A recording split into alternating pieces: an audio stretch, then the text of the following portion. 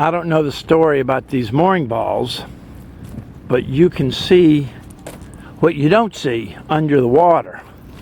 Look at all these nasty connections with this, what appears to be a nylon style rope. There you go, nylon rope. That's the pennant or the pickup pennant.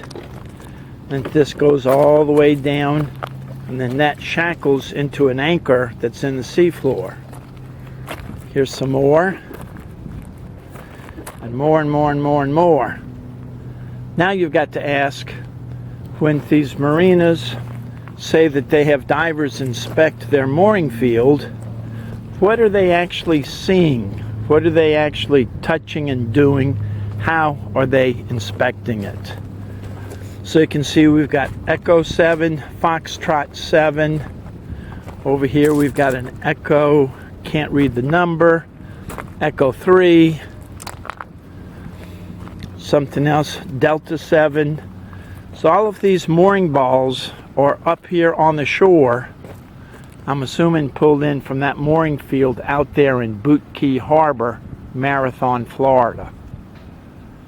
So if a hurricane approaches and your boat's on the mooring ball, do you trust it? Ask Captain Chris.